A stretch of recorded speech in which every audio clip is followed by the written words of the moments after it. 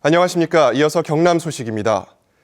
박종훈 교육감을 주민 소환하기 위한 허위 서명부가 작성된 혐의가 드러나면서 경찰 수사가 본격적으로 시작됐습니다.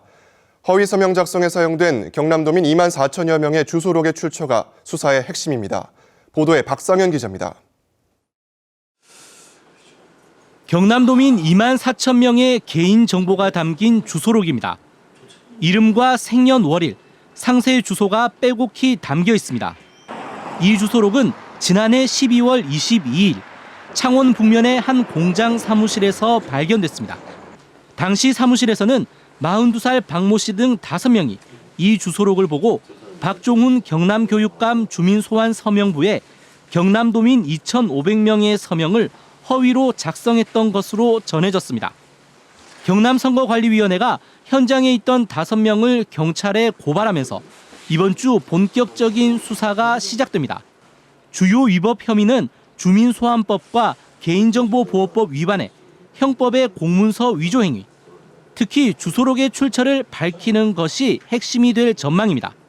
주소록이 어디에서 나왔느냐에 따라 허위 서명이 조직적이고 광범위하게 이루어졌는지 여부가 드러나기 때문입니다.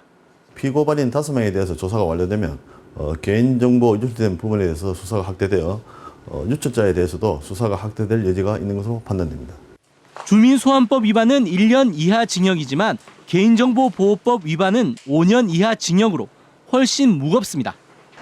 선관위는 이번 고발 말고도 박종훈 경남교육감 주민소환운동 쪽에 이미 2건에 대해 경고 조치했습니다. KBS 뉴스 박상현입니다.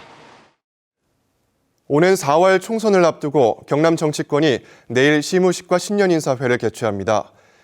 새누리당 경남도당은 내일 오전 당사에서 국회의원과 당 소속 단체장 등이 참석하는 도당 신년인사회를 개최합니다.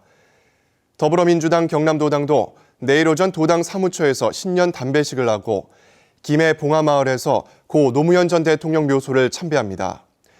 정의당 경남도당은 민주노총 경남본부와 시민노동단체와 함께 양산 솔발산 공원묘지에서 합동시무식을 진행합니다.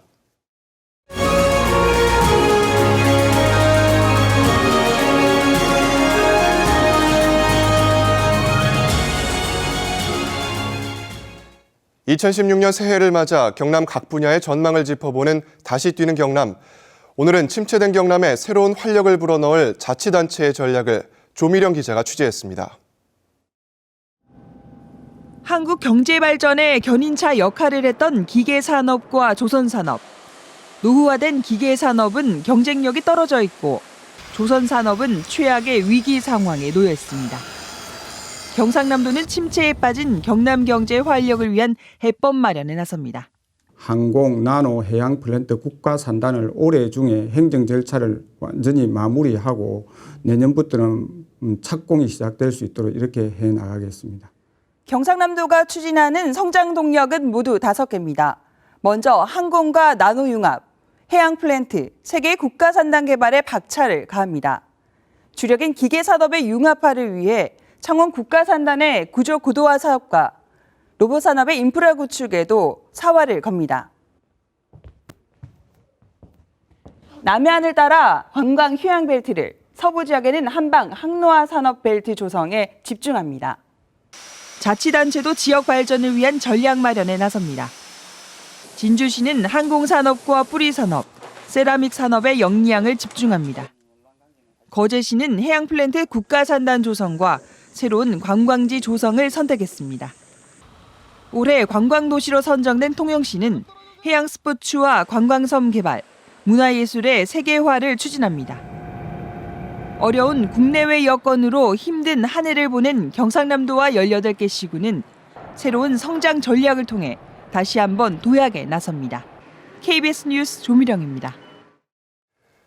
마산 해안도로와 가포신항을 연결하는 도로가 올해 상반기에 착공돼 2018년 말까지 개통됩니다. 창원시는 현재 마산 하포구 해운동 방송통신대학교 학습관 인근에서 끝난 해안도로를 가포동 가포신항 배후단지까지 연장하기로 하고 터널 400m가 포함된 세도로 0.96km를 건설합니다. 2018년 말 이 도로가 뚫리면 월용동 시가지를 거치지 않고 옛 마산권 시가지와 마산 자유무역 지역에서 곧바로 가포신항으로 갈 수 있습니다.